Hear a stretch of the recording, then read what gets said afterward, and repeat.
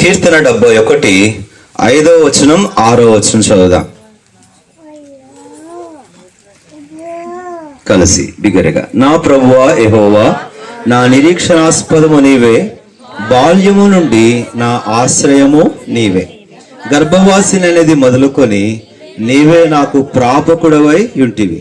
తల్లి గర్భము నుండి నన్ను ఉద్భవింపజేసిన వాడవు నీవే. నిన్ను గూర్చి నేను నిత్యము స్తుతిగానము చేయుదును. బాల్యము నుండి నా ఆశ్రయము నీవే. చేయబడిన ప్రార్థన మీద ఆధారపడి లేఖన ధ్యానంలోకి వెళ్దాం. నిశ్చయంగా ఈ లోకములోనికి ప్రవేశించే ప్రతి జీవి, ప్రతి వ్యక్తి వెనుక ఆ దేవదేవుని అనాది కాలపు బలమైనటువంటి ఉద్దేశము ఖచ్చితంగా ఉంది.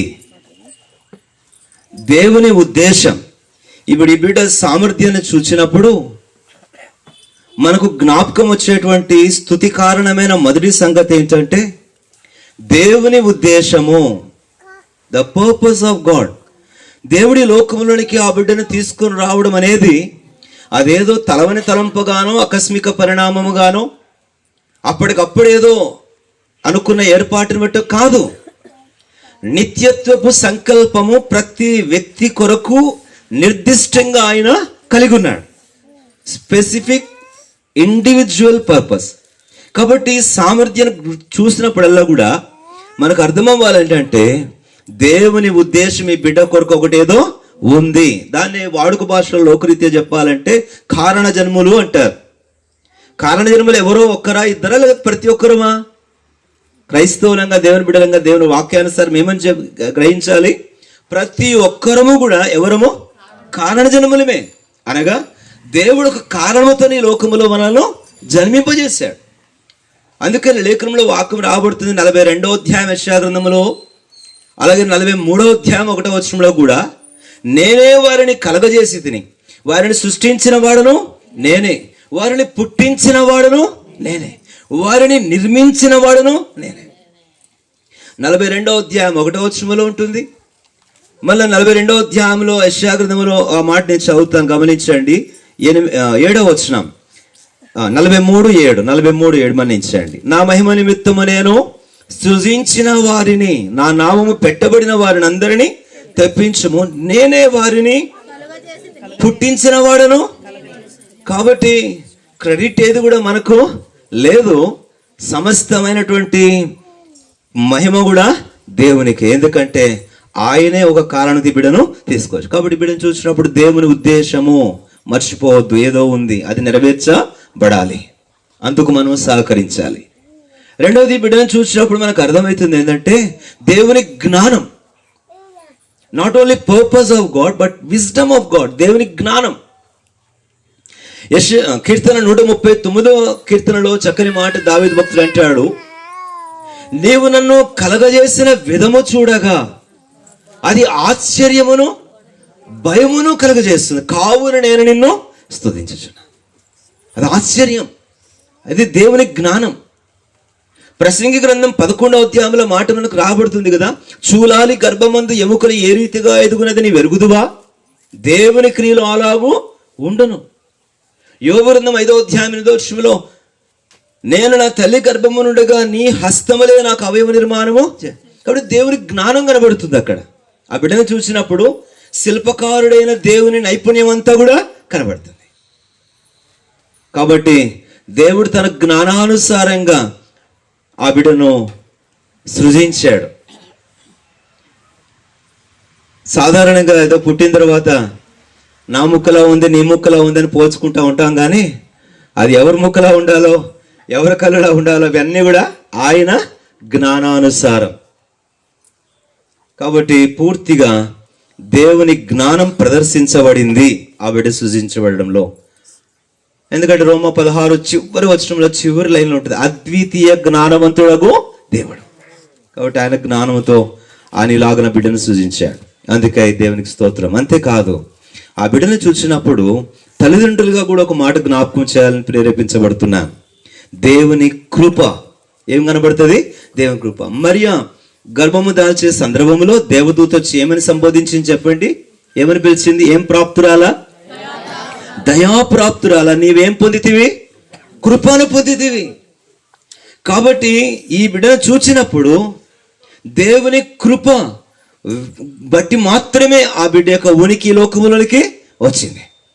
తల్లిదండ్రులపై దేవుని కృప, ఆ బిడ్డ మీద దేవుని కృప బట్టి మాత్రమే.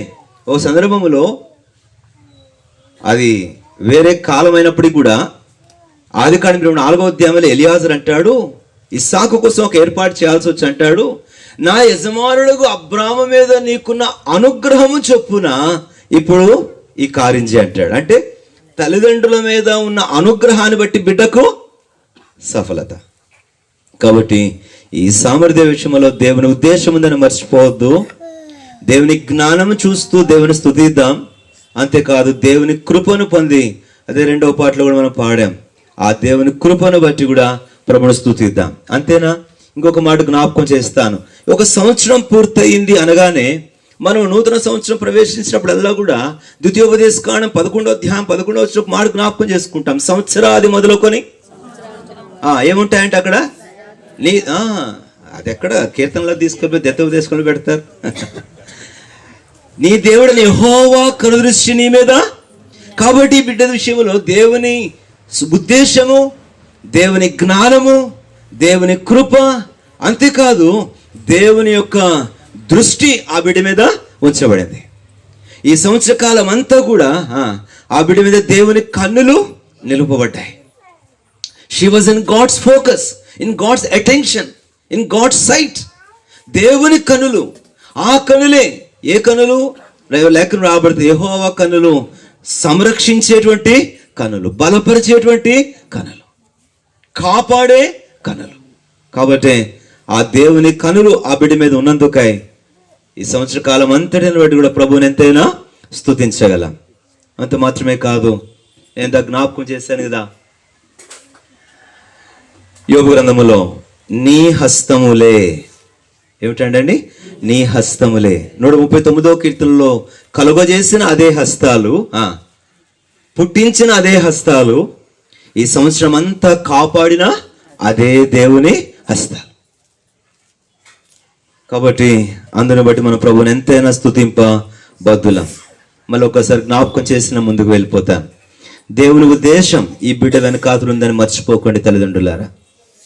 అలాగే మనందరి జీవిత పక్షాన కూడా దేవునికి ఒక బలమైన ఉద్దేశం ఉందని మర్చిపోవద్దు.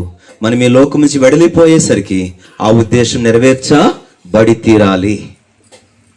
రెండవదిగా దేవుని జ్ఞానం ఆ బిడ్డని చూసినప్పుడు ఎంత నైపుణ్యంగా, ఎంత జ్ఞానంతో సృష్టించావయ్యా, ఇట్టి జ్ఞానవంతుడు ఒక దేవుడవు, నిర్మించుటలో చూపించిన ఆ జ్ఞానం ఆ బిడ్డ జీవితం అంతా నిర్వహించడంలో కూడా ప్రదర్శిస్తావు. ఏ జ్ఞానముతో నిర్మించాడో ఆ జ్ఞానముతోనే ఆ జీవితం అంతటిని ఆయన నిర్వహిస్తాడు కూడా. అంతేకాదు ఆ బిడ్డ విషయమై దేవుని కృప నిలిచి ఉంటుంది. ఆ బిడ్డపై దేవుని నేత్రాలు నిలిచి ఉంటాయి. ఆ బిడ్డ చుట్టూ దేవుని హస్తాలు వలయము వలె కాపాడుతాయి. అందుబట్టి మనం ప్రభుని స్తుతించి ప్రభు కొరకై ఆ బిడ్డను పెంచడానికి ప్రయాసపడదాం. ఈ ఉదయకాలము కొరకైన ఒక చిన్న పదం ప్రభు హృదయంలో ఉంచాడు. దయచేసి చూడండి, 71వ కీర్తన మనం చదివిన లేఖన భాగానికి వస్తాం. ఈ బిడ్డ ఎదుగుచుండగా ఆ దేవదేవుని యొక్క అనుగ్రహములో, ఆ అద్భుతమైనటువంటి ఆ దేవుని యొక్క కనుసన్నల్లో బిడ్డ వర్ధిల్లుతూ ఉండగా, లేఖనం రాబడింది కదా సమయలు 2:26 కూడా, అలాగే లూకా సువార్తలు మనం చదువుతాం. దేవుని దయ, మనుషుని దయ, జ్ఞానమందు వయస్సునందు వర్ధిల్లుతూ, ఆ సమయల గ్రంథంలో కూడా యెహోవా సన్నిధిని అతడు ఎదుగుచూ ఉండాను. ఇది చాలా అద్భుతమైన సంగతి. కనుక బిడ్డ ఎదుగుచూ ఉండగా అక్కడ 4 మాటలు ఓ మాట ప్రస్తావించి ముందుకు వెళ్ళిపోతాను. లూకా సువార్త మనం ప్రతి జన్మదినాన్ని మాట ప్రస్తావించుకుంటే ఏంటండి, ఆ బాలుడు ఎదుగుచుండగా యేసు రాబడుతూ దేవుని దయందు, మనుషుల దయందు, తర్వాత జ్ఞానమందు, వయస్సునందు, 4 అద్భుతమైనటువంటి సంగతులు. దేవుని దయందు ఆధ్యాత్మిక విషయాలలో, ఆత్మీయ సంగతులలో, మనుషుల దయయందు అనగా సామాజికమైన పరిస్థితులలో, వయస్సునందు శారీరక పరిస్థితులలో, తర్వాత జ్ఞానమందు మానసిక పరిస్థితులలో, పరిణతిలో. కనుక 4 భాగాలు: ఆధ్యాత్మికంగాను, సామాజికంగాను, శారీరకంగాను, అలాగనే మానసికంగాను వర్ధిల్లుట అనేది దేవుని చిత్తం. అలాగున దేవుడి బిడ్డను వర్ధిల్ల చేయనుగాక. కాబట్టి స్తుతికి కారణాలు చెప్తూనే తల్లిదండ్రులుగా ఖచ్చితంగా ఈ బిడ్డ కొరకైన కొన్ని బాధ్యతలు కూడా ఉన్నాయి. అందుకే మళ్ళీ చెప్తున్నాను, బిడ్డలను పొందడం ధన్యతే కాదు, అది బాధ్యత కూడా. ధన్యతగా ఆనందించి సరిపెట్టుకుంటే సరిపోదు, కానీ అది బాధ్యతగా గమనించి కూడా జాగ్రత్త వహించాలి. మనోహ దంపతులు అంటే సంసోను తల్లిదండ్రులు. న్యాయాధిపతుల గ్రంథం 9వ వచనంలో ఒక చక్కని మాట అన్నారు. దూతతో ఏమన్నారండి? పుట్టబోవు ఆ బిడ్డకు ఏమేమి చేయవలనో నీవు మాకు తెలియజేయము, నేర్పుము. చదువుతారు ఎవరైనా తీస్తే? పుట్టబోవు బిడ్డకు అన్నారు. మరి పుట్టిన బిడ్డకు పుట్టబోక ముందు అదే ప్రార్థన, పుట్టిన తర్వాత అదే ప్రార్థన. వేడుకోవలసింది ఏంటంటే, reveal unto us o Lord what should I teach to that kid. 13:9 అందుకు మనోహ, నా ప్రభువా నీవు పంపిన దైవజనుడు మరలా మా యుద్ధకు వచ్చి 13:8 పుట్టబోవు ఆ బిడ్డకు మేము ఏమేమి చేయవలనో దానిని మాకు నేర్పునట్లు దయచే. మేము ఆ బిడ్డకి ఏం నేర్పాలనేది పక్కన పెట్టండి. ముందు ఎవరు నేర్చుకోవాలా? ఆ బిడ్డకు ఏమేమి చేయాలో మాకు నేర్పించు. అప్పుడు మేము తర్వాత ఆ బిడ్డకు నడవలసిన త్రోవ, పరిగెట్టాల్సిన త్రోవ, తినవలసినది అన్నీ నేర్పిస్తాం. ముందు మాకు ఏం చెప్పి ఎవరు నేర్చుకోవాలా? కామన్గా మన హ్యూమన్ సైకాలజీ ఏంటంటే నేర్పించడానికి తహతహలాడతాము కానీ నేర్చుకోవడానికి మాత్రం. కానీ ఇంత దైవికమైన సంగతి మాకు నేర్పయ్యా, తద్వారా మేము ఆ బిడ్డకు అవన్నీ కూడా చేస్తాం. తల్లిదండ్రులకు ఎప్పటికీ ప్రార్థనలు ఉండండి. అట్లు దేవుడు మీకు తెలియజేసేటువంటి లేఖనానుసారం ఆ బిడ్డను పెంచేందుకు కొరకాయి, నేర్పించబడిన మీరు ఆ బిడ్డకు నేర్చేందుకు కొరకాయిన దక్షత దేవుడు మీకు దయచేయనుగాక. ఈ బిడ్డ పుట్టినది మొదలుకొని లేక ఈ బాల్యము నుండి, అక్కడ 71వ కీర్తనలో మాట చదివాం కదా, ఇక ఆ మాటలతో ముగిస్తాం. 71వ కీర్తన దయచేసి రండి, అక్కడికి వచ్చిన చదువుదాం. బాల్యము నుండి నీవే నాకు ఆశ్రయము. సాధారణంగా ఈ దినాలలో విరివిగా ఒక ఎక్స్క్యూజ్, ఒక సాకు ఏం చెప్తున్నారంటే, క్రైస్తవుల్లో కూడా బిడ్డల మందిరానికి తెచ్చారా, బిడ్డలు రక్షించబడ్డారా, బిడ్డలు వాక్యం చదువుతున్నారా అంటుంటే, ఈ అధునాతన క్రైస్తవ ప్రపంచంలో ఏమంటారంటే, అప్పటి నుంచే ఎందుకండి, వాళ్ళు పెద్ద అయిన తర్వాత వాళ్ళంతటా వాళ్ళే, ఇక పెద్ద అయిన తర్వాత సంగతి ఎలా ఉంటుందో మనకే తెలుసు. కాదు, బాల్యము నుండే ఆ మాట గుర్తుపెట్టుకో. 71:5 చదవండి. యెహోవా నీవే బాల్యము నుండి. కాబట్టి ఈ బిడ్డ జీవితంలో ఈ బాల్యము నుండి తన జీవితపు తుది వరకు ఆ బిడ్డ కలిగి ఉండాల్సిన శ్రేష్టమైన సంగతుల కొరకైన ప్రార్థన మనము కలిగి ఉందాం. మొదటిది, ఈ బిడ్డకు బాల్యము నుండి కలిగి ఉండాల్సినటువంటి, ఆ బిడ్డకు నేర్చుకోవాల్సినటువంటి లక్షణం ఏమిటి అని ఈ జన్మదినాన్న ఆ బిడ్డ కొరకై మనం కాంక్షిద్దాం, ఆ బిడ్డ కొరకై మనం వాంఛిద్దాం, దీవిద్దాం అని అంటే, రండి దయచేసి దేవుని వాక్యములో మొదటి రాజుల గ్రంథం 18వ అధ్యాయం, 12వ వచనం. మొదటి రాజుల గ్రంథం 18వ అధ్యాయం 12వ వచనం చివరి పదం ఉంటుంది. చదవండి అమ్మా, పర్లేదు. ఆ మాట గమనించారా? బాల్యము నుండి ఏమి కలిగి ఉండినట్లు? యెహోవా యందు భయభక్తులు. కనుక ఈరోజు సామర్థ్య, ఈ మొదటి పుట్టినరోజు దినాన్న దీవించబడే ఆశీర్వచనం ఏమిటి, లేక మన ప్రార్థన అంశం ఏమిటంటే, దేవా ఈ బిడ్డ బాల్యము నుండి తన జీవితాంతము వరకు ఏమి కలిగి ఉండును గాక? యెహోవా యందు భయభక్తులు కలిగి ఉండును గాక.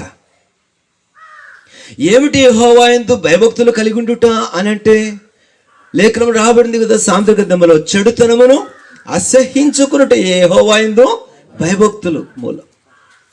వాస్తవంగా దేవుని వాక్యములో ఆది కాండములో ఒక మాట ఏమని రాబడింది, 3వ అధ్యాయంలో, మానవుడు పాపము చేసినప్పుడే దేవుడి పదం వాడాడు. ఆది కాండములో నరుని యొక్క ఊహలను గురించి మాట్లాడుతూ ఎప్పటి నుంచి చెడ్డదై ఉందంట, పెద్ద అయిన తర్వాత. బాల్యము నుండే చెడ్డదైనటువంటి వారి తలంపులలో ఊహంతటి మధ్య ఏమి కలిగి ఉండాలి, వారు బాల్యము నుండే భయభక్తులు కలిగి ఉండడం ద్వారా వారి యొక్క భవిష్యత్ అంతే కూడా ఆశీర్వాదకరంగా మార్చబడి. మార్కు సువార్త 9వ అధ్యాయంలో ఒక సందర్భము, ఆ పదము కొరకు అక్కడ జ్ఞాపకం చేస్తానంతే. ఒక తండ్రి దగ్గరికి తన బిడ్డను తీసుకొచ్చాడు. ఒక తండ్రి ఆ బిడ్డ కోసము తండ్రి యేసుప్రభు దగ్గరికి వచ్చాడు. అయ్యా, ఇదిగో ఇతనికి ఒక అపవిత్రాత్మ పట్టింది, నిప్పులలో నీళ్ళల్లో త్రోసేస్తుంది అని అంటే, అప్పుడు యేసుప్రభు వారు తండ్రికి ఒక ప్రశ్న అడిగాడు. ఏమడిగాడు? ఎప్పటి నుంచి అని అడిగాడు. అప్పుడు ఆ తండ్రి సమాధానం ఏంటి చెప్పండి? చిన్న బాల్యము నుండియే. అంటే నా తలంపు ఏమనంటే భారం. అపవాది ఎప్పుడో ఈ బిడ్డ పెద్ద అయిన తర్వాత అప్పుడు చూస్తాను ఈ బిడ్డ పని అని అనుకోదు, అని అప్పటి వరకు వెయిట్ చేయదు. మనం వెయిట్ చేద్దాం అనుకుంటే అపవాది బాల్యము నుండి ఆ బిడ్డ విషయంలో పన్నాగము, పని, తంత్రము, ప్రయత్నము ప్రారంభిస్తాడు. కాబట్టి మనమేం చేయాలి? ఆ బాల్యము నుండే యెహోవా యందు భయభక్తులు వారికి నేర్పాలి. కీర్తనకారుడు అన్నాడు, పిల్లలారా వచ్చిన మాట వినుడి, యెహోవా యందు భయభక్తులు మీకు నేర్పెదను. కాబట్టి నిశ్చయంగా అట్టి బాల్యము నుండి ఈ బిడ్డ యెహోవా యందు భయభక్తులతో పెంచబడినట్లుగా, నిజంగా అలాంటి భయభక్తులు కలిగి ఉంటే బాల్యము నుండే అంతకంటే ఆశీర్వాదం ఏది కూడా ఉండదు. మీకు గుర్తుంది కదా, 115వ కీర్తన 13వ వచనం ఏమని రాబడింది? నేను మొదలు పెడతాను, మీరు ముగించండి. పిన్నలనేమి ఎవరిని అందరినీ, తన యందు భయభక్తులు గల వారిని అందరినీ యెహోవా ఆశీర్వదించు. కాబట్టి బిడ్డ బాల్యము నుండే భయభక్తులు గలదైతే 115:13 వచనం ప్రకారంగా ఆ బాల్యము నుండే యెహోవా బిడ్డను ఏం చేస్తాడు?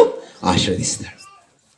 నీకు పుట్టిన వారిని ఆశీర్వదించాలి అని అంటే ఆ పుట్టిన బిడ్డ బాల్యము నుండి యెహోవా యందు భయభక్తులు కలిగి ఉన్నట్లుగా వారికి నేర్పించాలి. ఒకవేళ బాల్యం నుండే లేదు, ఇప్పటికీ ఇంకా లేదా, అలాగైతే ఈ మధ్యాహ్న కాలం ఈ బిడ్డ సందర్భంలో మనందరితో కూడా దేవుడు మాట్లాడుతున్నాడు. ఇంకా ఒకవేళ చెడుతనంలో అసహించుకోలేదా? ఇంకా పాపములోనే జీవిస్తున్నావా? ఇంకా ఒకవేళ పాపపు బంధకాలలోనే బంధించబడి దేవుని యందు భయభక్తులు లేక, నీతిని అనుసరింపక, రక్షింపబడక ఇంకను నీవు అలాగునే చెడుతనములోనే జీవిస్తున్నావా? ఈ మధ్యాహ్న కాలమైన ఇదిగో ప్రభువైన యేసుక్రీస్తు వారి యొద్దకు వచ్చి, ఆ పంపబడిన ప్రభువైన యేసుక్రీస్తు వారు కలువరి శిలువలో అర్పించిన ప్రాణం, చిందించిన రక్తం యొక్క విలువను గ్రహించి, అందులో ప్రేమను గుర్తించి, ఈ క్షణమైన చెడుతనమును అసహించుకుంటూ, ఏ చెడుతనమైతే బాల్యము నుండి హృదయములలో, తలంపులలో, ఆలోచనలో నింపబడి ఉందో, ఏ చెడుతనమైతే దేవుని కోపానికి కారణమై ఉందో, అట్టి చెడుతనమును విసర్జించున్నట్లుగా, నీతిని ప్రేమించున్నట్లుగా ఇదిగో ప్రభువైన యేసుక్రీస్తు వారి యొద్దకు వచ్చి నీవును నేడే రక్షింపబడి ఆయన యందు భయభక్తులు కలిగి జీవించవలసిందిగా, తద్వారా పిల్లలనే కాదు ఇప్పటికి నీవు భయభక్తులు కలిగి ఉంటే పెద్దలను కూడా ఆశీర్వదించే దేవుడు ఇది మొదలుకనైనా నిన్ను ఆశీర్వదించడానికి ఆయన సిద్ధంగా ఉన్నాడు.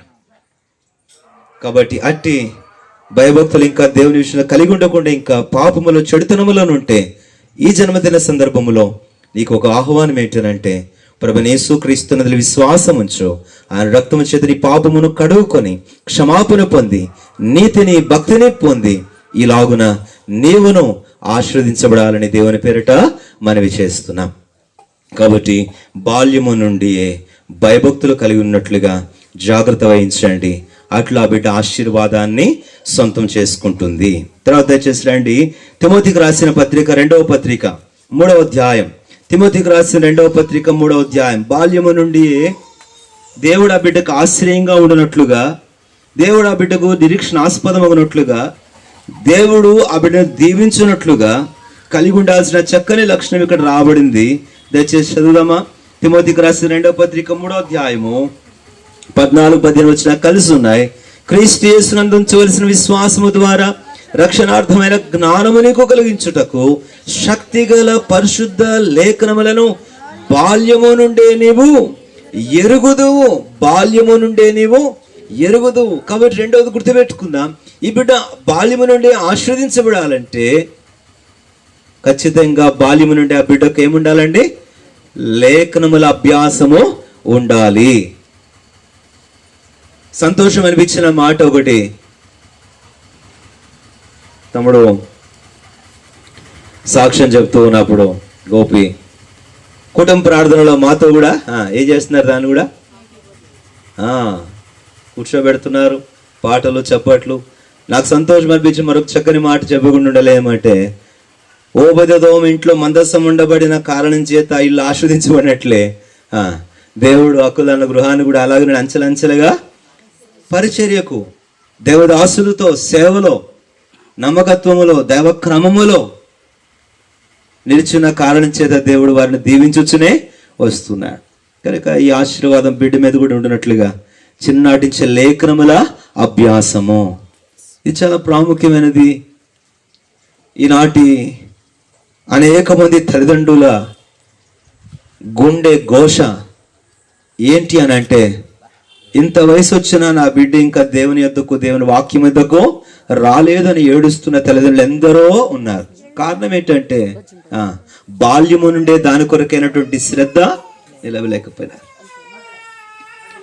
కాబట్టి గుర్తుపెట్టుకుందాం, ఇక ఈ మాటలో ఎక్కువ లోతుకుపోను కానీ దేవుని వాక్యం వారి హృదయములు నింపబడే కొలది నిశ్చయంగా వారు అద్భుతంగా అలంకరించబడతారు. ఆ దేవుని వాక్యం వారిని కాపాడేందుకు శక్తిగల వాక్యం.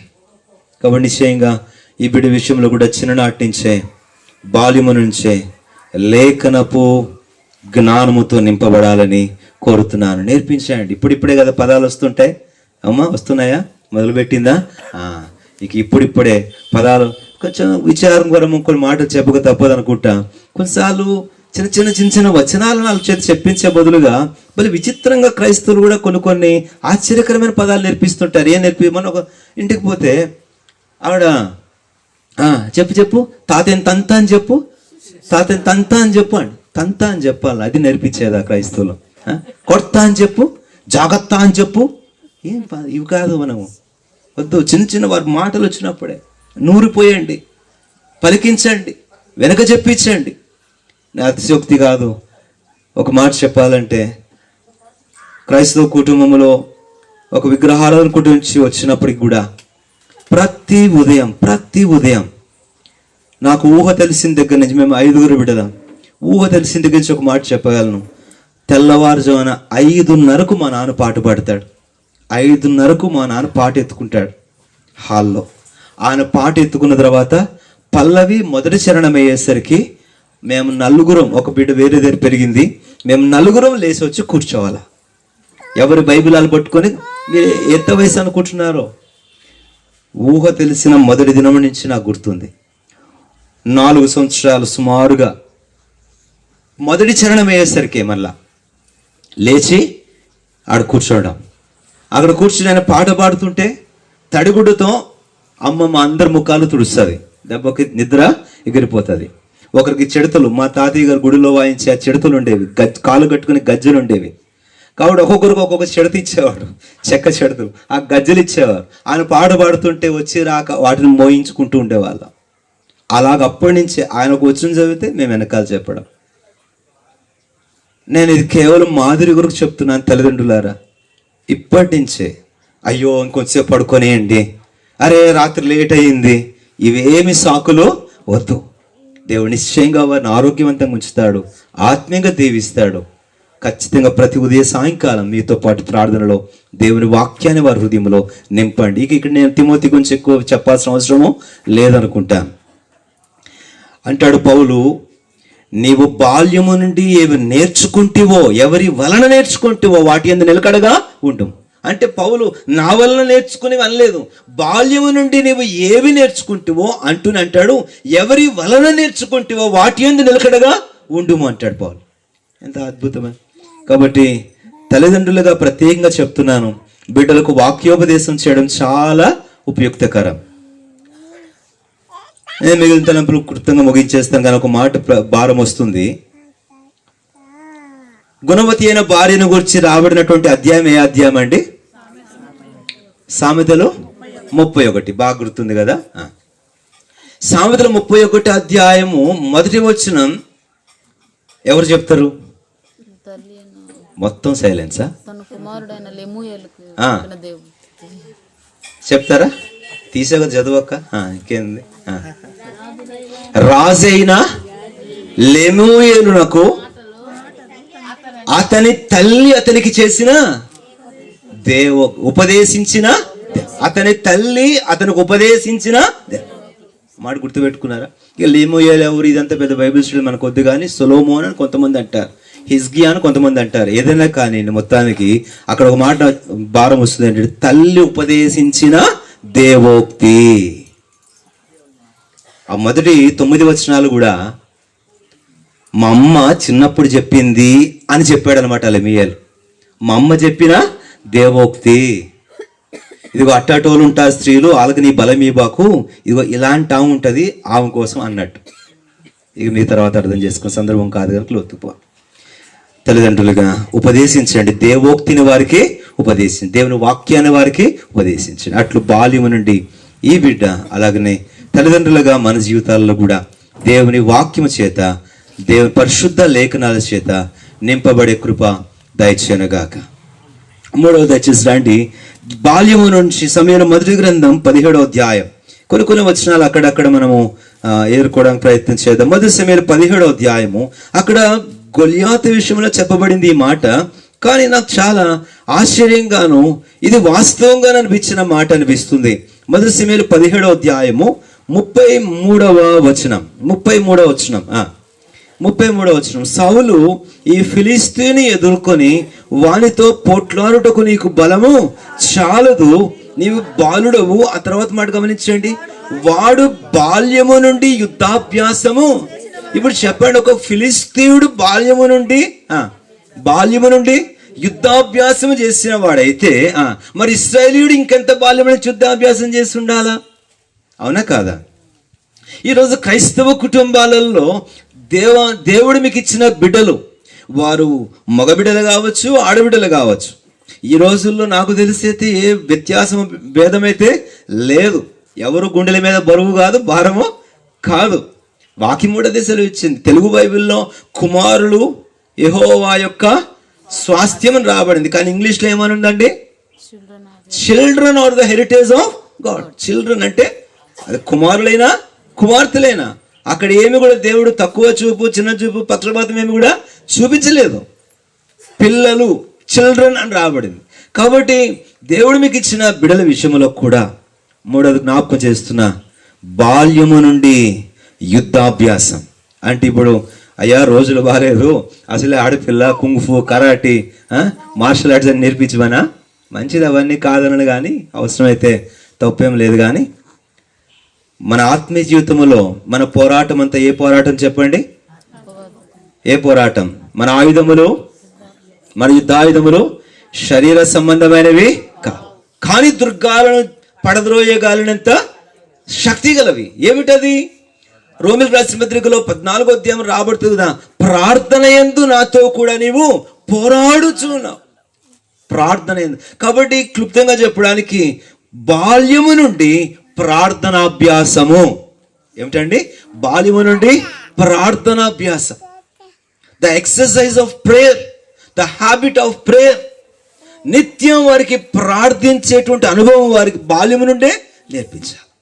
ఈరోజు యవ్వన ప్రయాణికి వచ్చి, ఇంకా పెద్ద ప్రయాణికి వచ్చి కూడా దేవుని మందిరాల్లో మోకాళ్ళ మీద కొన్ని నిమిషాలు కూడా ఉండలేకపోతున్నారంటే కారణం ఏంటి? పసితనాన్ని నుంచి ఆ మోకాళ్ళను వంచలేకపోయారు. వయస్సు మళ్ళినోళ్ళు ఈ రోజుల్లో సరే పెద్ద వయసు వచ్చి వారికి అనారోగ్య సమస్యలతో అంటే దేవుడు మన్నిస్తున్నాడు, కానీ చిన్న వయసు ఉన్నవారు కూడా ఆదివారం ఆరాధనలో 20 నిమిషాలు లేక 30 నిమిషాల ఆరాధన, వ్యక్తిగత ఆరాధన సమయంలో కూడా మోకాళ్ళ మీద. ఎంత విచారకరం! అంటే వ్యక్తిగత ఏకాంతపు మోకాల జీవితము లేదు. కాబట్టి బిడలారా, గోపీశ్వర్ణ బిడలు జ్ఞాపకం చేసుకోండి, బాల్యము నుండి సామర్థ్యాన్ని దేవుడు దీవించినట్లుగా ఆ బిడ్డకి ఏ అభ్యాసం చేయండి అమ్మా? ప్రార్థనాభ్యాసం. దేవునితో అద్భుతంగా ఆమె మనవి చేసుకునే, పెనుగులాడే, పోరాడేటువంటి అద్భుతమైన అభ్యాసం బిడ్డకు నేర్పించారు. ఒకరోజు మాకు మందిరం 22 కిలోమీటర్లు ఉండేది విశాఖపట్నంలో, 22 కిలోమీటర్ల దూరం. అప్పుడు మా నాయన ఉద్యోగం చేస్తూ ఉండేవాడు. ఆ దినాలలో వారికి వచ్చేటువంటి 2 జీతాలు వస్తున్నా జీతములో 80% మందిర పరిచర్యలకు పోయేది, మిగతా తగు మాత్రం అన్న చాలా రకరకాలైనటువంటి కండిషన్స్ ఉండేవి. ఈ రోజుల్లో కాదు, ఇప్పుడు అప్రస్తుతం అవన్నీ ప్రస్తావించిన రాత్రి గుర్తు చేసుకున్నా. కానీ ఆ రోజుల్లో బోధించబడిన సత్యాలు కొన్ని చెప్పాలంటే ఫ్యామిలీ ప్లానింగ్ చేసుకుంటే వాక్యానుసారం కాదు అని బోధించిన దైవజనులు అన్నకు తెలిసి ఉంటుంది. ఏమన్నా ఇన్సూరెన్స్లు గట్ట తీసుకోకూడదు, పాలసీలు తీసుకోకూడదు విశ్వాసం అంటే. ఇలాంటివి ఇంకా చాలా చాలా సూత్రాలు ఉండేవి ఆ దినాల్లో. నిశ్చయంగా చెప్పవచ్చు 22 కిలోమీటర్లు మాకు మందిరం. ఆ దినాల్లో ఆదివారం ఆరాధన 11 గంటలకు. మా నాన్న సండే మినిస్ట్రీకి పంపిస్తారు కాబట్టి ఆయన ఉదయాన్నే లేచో ముందు రోజు రాత్రి వెళ్ళిపోతారు. అనకాపల్లి, శ్రీకాకుళం అక్కడికి వెళ్ళిపోతారు. కాబట్టి మా అమ్మ, మేము 4 బిడ్డలం. 22 కిలోమీటర్లు బస్సు ఎక్కి వెళ్ళాలి. 11 గంటలు దాటిన తర్వాత ప్రారంభ ప్రార్థన 11 గంటలకి, 11:30 వరకు పాటలు, 11:30కు మందిరం గేట్ తాళం వేస్తారు. ఇప్పుడు ఆ లోపల 4 బిడ్డలు సిద్ధపరచుకొని బస్సులు పట్టుకొని 4 బిడ్డలు చేతులు పట్టుకొని 10 సంవత్సరాల లోపున 4 బిడ్డలను పట్టుకొని మందిరానికి సమయానికి అటెండ్ అవ్వాలంటే ఇక ఎంత ఉరుకులు పరుగులు, ఎంత సిద్ధపాటు, ఎంత ప్రయాస. ఇవన్నీ కూడా ఆత్మ సంబంధమైన శ్రేష్టమైన అభ్యాసాలు. ఒకరోజు అలాగే మందిరానికి వెళ్ళాము. మందిరం నుంచి వస్తూ ఉంటే నాకు 9 సంవత్సరాల వయస్సు. బస్సులో కూర్చున్న తర్వాత మా నాన్న అన్నాడు, వాల్టేర్ నుంచి బిహెచ్పి అంటే మింది గాజువాక దగ్గర బస్సులో కూర్చోగానే మా నాన్న అన్నాడు, ఇప్పుడు మనం ఇంటికి వెళ్ళిన తర్వాత మనకి ఈరోజు ఇంట్లో భోజనం లేదు, బస్సులో ప్రార్థన చేయండి నాన్న అన్నాడు. అని చెప్పి మా పెద్దకు 12 సంవత్సరాలు వచ్చినాయి. ఆమె చేసింది, ఏసియా ఇంటికి వెళ్తున్నాం, మాకు భోజనమో లేదు, మాకు ఇంటికి వెళ్ళేసరికి భోజనం ఇవ్వండి అని. మా చిన్నక్క మా నాన్న చెప్తే వెనకాల పదాలు చెప్తుంది, నేను కూడా వెనకాల చెప్పిన, మా చెల్లి కూడా వెనకాల చెప్పింది. ఆ తర్వాత మా అమ్మ నాన్న ఇద్దరు బస్సులోనే ఏడుస్తూ ప్రార్థన చేశారు. మేము ఇంటికి వెళ్ళాము. మేము ఇంటికి వెళ్ళేసరికి గేట్కి లోపల చైర్ ఉంది.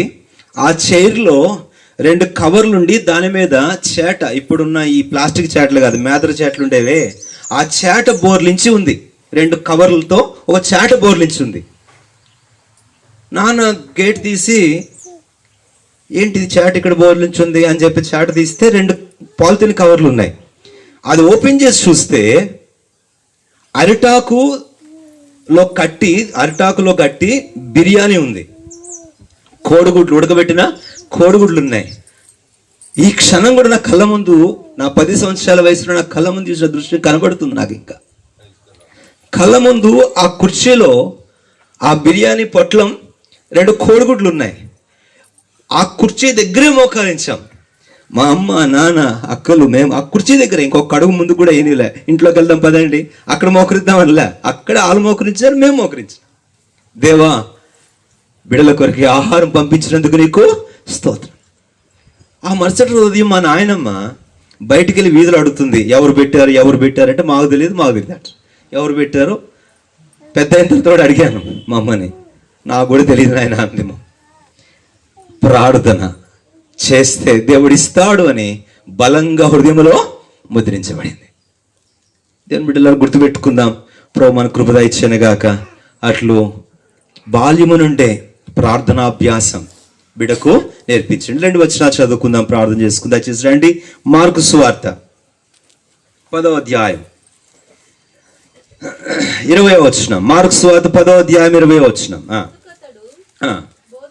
బోధకుడా, బాల్యము నుండి ఇవన్నీ ఏం చేసినంట? అనుసరించుచునే వచ్చి తిని. అంటే బాల్యము నుండి ఆజ్ఞలకు లోబడుతున్నాడు. బాల్యము నుండి దేవుని కట్టడలకు లోబడుతున్నాడు. ఏవైతే ఆజ్ఞలు బోధించబడ్డాయో వాటన్నిటిని కూడా బాల్యము నుండి అతడు ఏం చేస్తున్నాడు? శిరసావేస్తున్నాడు. కాబట్టి ఇక్కడ మాట చెప్పాలంటే బాల్యము నుండి విధేయత. దేవుని వాక్యానికి, దేవ ఆజ్ఞకు విధేయత చూపించడం, దేవుని వాక్యాన్ని అనుసరించి నడుచుకోవడం. ఒక సందర్భం గుర్తొస్తుంది. అపోస్తల కార్య గ్రంథంలో అపోస్తలుడు పౌలు అంటాడు, నేను బాల్యము నుండి మీ మధ్య బ్రతికిన బ్రతుకు మీరు ఎరుగుదురు అన్నాడండి. ఆ మాట చూడండి ఒకసారి. ఆ మాట ఎక్కడ రాబడి? అపోస్తల కార్య గ్రంథము 26వ అధ్యాయములో, 26వ అధ్యాయం. ఈ బిడ్డలు పెద్ద అయిన తర్వాత మాట చెప్పగలగాలి. అది చాలా అవసరమైనటువంటి సందర్భం అని జ్ఞాపకం చేస్తున్నాను. అపోస్తలుల కార్యం 26వ అధ్యాయం 4వ వచనం. మొదటి నుండి యెరూషలేములో నా జనము మధ్యను బాల్యము నుండి నేను బ్రతికిన బ్రతుకు ఎలాంటిది. ఎలాంటి బ్రతుకు అంటే, ఒక మాట చెప్పాలంటే, క్రీస్తుని ఎనగకపోయినప్పటికీ కూడా అపోస్తలుడైన పౌలు బ్రతుకు ఎలాంటిదంటే నిష్ఠ కలిగిన బ్రతుకు. అది అన్నాడు ఫిలిప్పీలో ఆ మాట, బహు నిష్ఠ గలవాడును, ధర్మశాస్త్ర విషయంలో నేను బహు అనింద్యుడును. అంటే ప్రతి ఆజ్ఞ లోపటాను చేశాను. కాబట్టి ఈ బిడ్డ సామర్థ్యం కూడా అలాగే ఎదిగిన మన జీవితాలలో కూడా నిశ్చయంగా మన బ్రతికిన బ్రతుకు ఎలాంటిది అని అంటే, నిష్ఠ కలిగిన బ్రతుకు. దేని విషయంలో నిష్ఠ? దేవుని ఆజ్ఞ విషయంలో నిష్ఠాగరిష్టమైనటువంటి బ్రతుకు, అంటే ఖచ్చితమైనటువంటి బ్రతుకు. నేను ఇవన్నీ కూడా బాల్యం నుండి అనుసరిస్తున్నాను, తూచా తప్పకుండా పాటిస్తున్నానని చెప్పగలిగిన ధైర్యం ఉంది. ఈరోజు మన జీవితంలో కూడా అట్లు కలిగి ఉన్నట్లుగా నేటికైనా ఒక తీర్మానం చేసుకుందాం. ఈ బిడ్డ జీవితంలో కూడా ప్రభువు కృప దయచునుగాక. చివరి మాటకు వెళ్దామా? సమూయేలు చెప్పిన మాటతో ముగించుకుందామా? ఆలస్యంగా ఎంత ప్రారంభించినా ముగింపు మాత్రం సమయానికి పోవాలా. ఎందుకంటే తప్పులేదు, మళ్ళీ దూర ప్రాంతాలలో ఉంటారు, ఉద్యోగాలు ఉంటారు, లంచ్ బ్రేకులు మధ్య మధ్యలో వస్తూ ఉంటారు. వారు ఆ కాస్త వాక్యం విని మళ్ళీ సమయానికి మళ్ళీ డ్యూటీలకి పోవలసిన వారు కూడా ఉంటారు. కనుక ఇబ్బంది లేదు. సమూయేలు గ్రంథానికి రండి. మొదటిది బాల్యము నుండి భయభక్తులు, రెండవది బాల్యము నుండి పరిశుద్ధ లేఖనాలు, మూడవది వారి బాల్యము నుండి ప్రార్థనాభ్యాసము, వారి బాల్యము నుండి విధేయత. అంతేకాదు సమూయేలు ఒక చక్కని మాట అన్నాడు, తన ముగింపులు అన్నాడండి. ఈ మాట ఎప్పుడన్నాడు? చివరి కాలములో, తన చివరి వయసులో. మొదటి సమూయేలు 12వ అధ్యాయము, ఆల్మోస్ట్ ఆల్ ఫేర్వెల్ టైం అనొచ్చేమో బహుశా. ఎంత గంభీరంగా అన్నాడో తెలుసా? మనం సమూయేలు ప్రారంభ దినాల గురించి చక్కగా మాట్లాడుకుంటాం కదా. చిన్నప్పుడే మందిరాన్ని తీసుకెళ్ళింది, వాళ్ళమ్మ అక్కడ వదిలేసింది, అక్కడ యెహోవా సన్నిధిలో ఏలీ ఎదుట అతడు పరిచర్య చేయుచుండెను, యెహోవా సన్నిధిలో అతడు పరిచర్య చేయుచుండెను. ఇవన్నీ వింటాం మనం, తెలుసు. అయితే ముగింపులో ఒక మాట అన్నాడు చూడండి. మొదటి సమూయేలు 12:2. మొదటి సమూయేలు 12:2. రాజు మీ కార్యం జరిగించును, నేను తలవెరిసిన ముసలివాడను, నా కుమారులు మీ మధ్య ఉన్నారు, బాల్యము నాటి నుండి నేటి వరకు నేను మీ కార్యములను. బాల్యము నుండి దేవుని కార్యాలు, బాల్యము నుండి దైవ పరిచర్య, బాల్యము నుండి దైవికమైనటువంటి పరిచర్యలలో పాలిభాగస్తులుగా, దేవుని మందిరములో దేవుని ప్రజలకు ఉపచారము చేయువారిగా. అక్కడ కృత్రిమంలో ఒక మాట రాబడింది, ఆ బాలికని దేవుడు లేపాడు, లేపగానే ఆమె లేచి వారికి ఉపచారము చేయసాగాను. కాబట్టి బాల్యము నుండి ఆ చక్కని దైవికమైన పరిచర్యలు జరిగించేటువంటి బిడ్డగా ఈ బిడ్డను పెంచాలి. దేవుని ప్రజల కార్యాలు. మనకు కొత్త నిబంధనకు పోతే ఒక మాట అక్కడ ఎఫ్రొదితుని గురించి కూడా అంటాడు, తిమోతిని గురించి అంటాడు, అతడు ఇతరుల వలె కాదు కానీ అతని ఆసక్తిని మీరు ఎరుగుదురా. అతడు ఇతరులేమో తమ స్వకార్యాలను గురించి చింతిస్తారు, కానీ అతడు మిమ్మును గూర్చి ఆసక్తి కలిగి, క్రీస్తు యేసు కార్యాలను గూర్చి. కాబట్టి ఈ మధ్యాహ్న కాలం ఈ బిడ్డ విషయంలోనే కాదు, మన జీవితంలో ఈరోజు ఒక ప్రశ్న వేసుకుందాం. బాల్యం నుండి ఉండటే మేలు, ఒకవేళ లేకుంటే నేటికైనా యెహోవా యందు భయభక్తులు కలిగిన వారమేనా? నిజంగా మన జీవితంలో దేవుని పరిశుద్ధ లేఖనముల విషయమైన నింపుదల కలిగిన వారమేనా? మన జీవితంలో నేటికైనా ఆ దేవుని అద్భుతమైన ఆజ్ఞలను అనుసరించేందుకొరకైనా విధేయత చూపించే వారమేనా? ప్రార్థనాభ్యాసం కలిగి ఉన్న వారమేనా? దేవుని కార్యాలలో తలమునకలైన వారమేనా, నిమగ్నమైన వారమేనా, దేవుని కార్యాల కొరకు కేటాయించుకున్న వారమేనా? చూడండి, ముసలి కాలంకి వచ్చేసరికి అంటాడు, ఈ మాటలో నాకు అనిపిస్తున్న సమయాలు అంటాడు, ఏమయ్యా, చిన్నప్పటి నుంచి ఎప్పుడైనా నా స్వార్థం నేను చూసుకున్నానా, నా సొంతం నేను చూసుకున్నానా, మా అమ్మ నాన్న అక్కలు చెల్లెలు ఇల్లు వాకిలను ఏమైనా పట్టించుకున్నానా? చిన్నప్పటి నుంచి దేవుని నిబంధన జనులు మీకోసమే కదా నా బ్రతుకంతా అయిపోయింది, మీకోసమే పరిచర్య చేశాను కదా, మీకోసమే పాటుపడ్డాను కదా, మీ కార్యాలే చింతించాను కదా, మీకోసమే ప్రార్థించాను కదా, మీకోసమే దీర్ఘదర్శిగా ఉన్నాను కదా, మీకోసమే ప్రవక్తగా బ్రతికాను కదా. నా కాలం ఎంత ఎవరి కోసం? దేవుని పిల్లల కోసమే ఖర్చు పెట్టేశాను కదా. ఇది కదా ఖ్యాతి, ఇది కదా ఆశీర్వాదం. దేవుని బిడ్డలారా, మన జీవితాలలో పెంచుదాం బిడ్డలను. ఎలాగా అంటే దేవుని ప్రజల కొరకైన దేవుని కార్యాలలో వారిని పాలిభాగస్తులుగా చేసి దానిలో వారిని నిమగ్నులుగా చేసి వారిని పెంచుదాం. అట్లు వారిని పెంచడం ద్వారా ఖచ్చితంగా వారు ఆశీర్వదించబడతారు.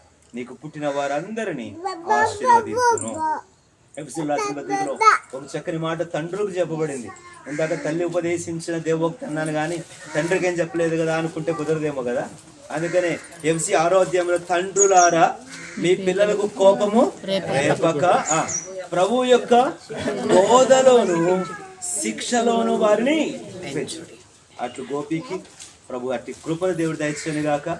అలానే సోదరి స్వర్ణకు దేవుడి అట్టి కృపను జ్ఞానాన్ని అనుగ్రహించి ఈ బిడ్డ బాల్యము నుండి ఈ చక్కని అద్భుత అలంకారాలతో, ధన్యతలతో, అద్భుతమైన ఆశీర్వాదాలతో పెంచబడి తనకును, కుటుంబానికి, సంఘానికి, ఈ సమాజానికి ఆశీర్వాద కారుకురాలుగా ఆమె దీవించబడి స్థిరపరచబడును గాక. ప్రార్థన చేసుకుందాం.